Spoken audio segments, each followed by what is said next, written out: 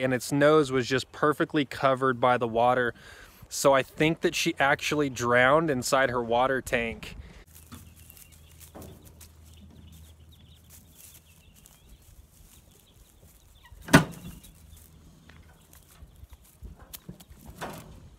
You did it! Hey, good morning guys. Welcome back to North Country Off Grid. Today we're gonna do a little update video on the pig situation. We got a lot going on. A lot has happened in the last 24 hours. We've got the good, we've got the bad,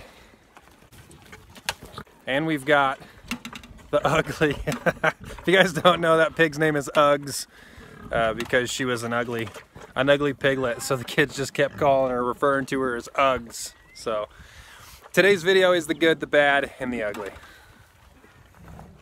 So it is feeding time out here this morning. Luckily, everyone's fed because they'll keep quiet. All our little piglets are doing great.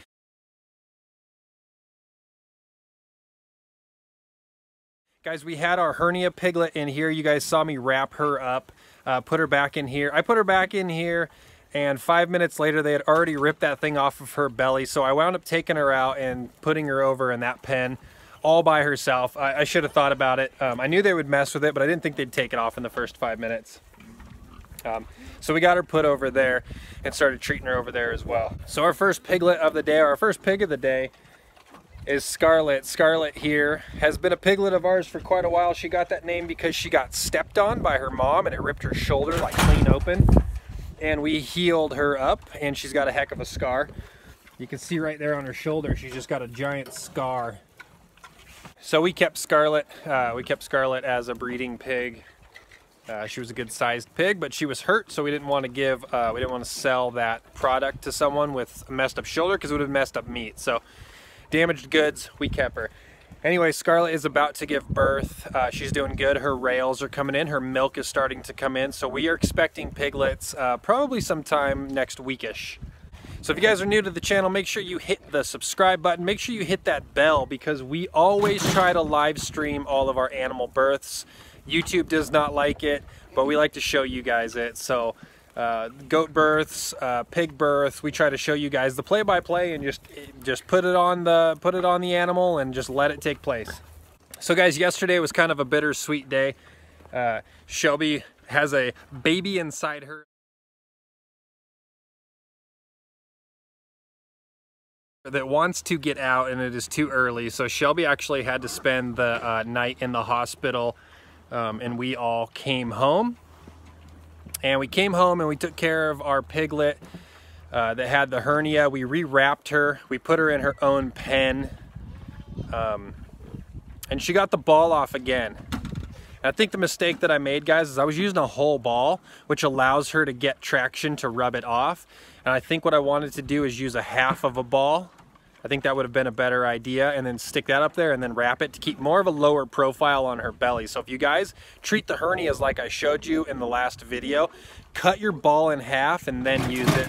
That's the hard lesson I learned on this one, guys. So we got Shelby out of the hospital yesterday, and then our grain supplier that we have up north here, up in the Sandpoint area, they were having a customer appreciation day, and they were giving away 10,000 pounds of grain, bunch of prizes and stuff, having like a big barbecue for everybody and a big show and tell of the property. And we planned on taking you guys along and showing you their entire operation and how you know, a granary works. I guess it's a granary.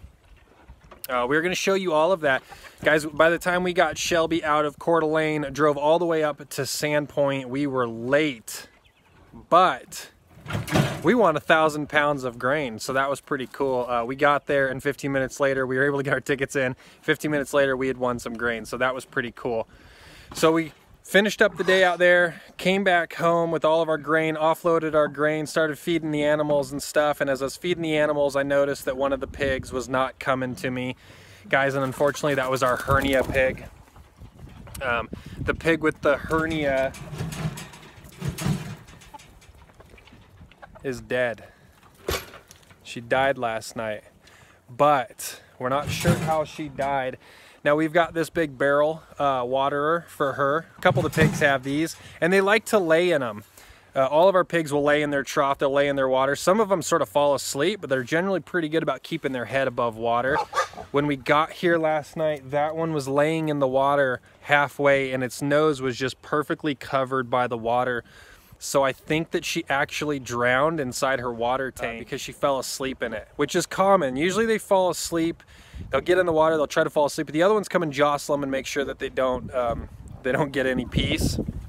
But I think she drowned last night, so our hernia pig is dead. I don't think it's from the hernia, I think it was from drowning, which is crazy. That's never happened to us before. We've never had a pig drown here on the farm. So rough go, guys. So, you know, that was a piglet that we have put a lot of effort into. That was a piglet that we put some money into with the different wraps and the different supplies to get it. We have been feeding it for quite some time. When these piglets pop out, they're worth $100 right off the bat. You know, any of these piglets can be sold as a piglet for $100 and the price from there goes up. Now these piglets are used as butcher pigs, so we lost income on that one. We lost a lot of time, we lost a lot of grain, a lot of effort, unfortunately. But that's part of it, guys. This is part of it. You should expect losses on your farm. We don't get a lot of them. When they happen, they're very unfortunate because of the way we take care of our animals. We're with them all the time. We play with them all the time. So it's not just like, hey, an animal died. It's your animal and a buddy, unfortunately. So we've covered the good, we've covered the bad. Now it's time to cover the ugly, and that's Uggs. Uggs was a pig that was not supposed to be bred, but she did get bred because pigs are tricky. And she wound up only giving birth to 2 pigs, guys. That's all that she gave birth to, was 2 piglets.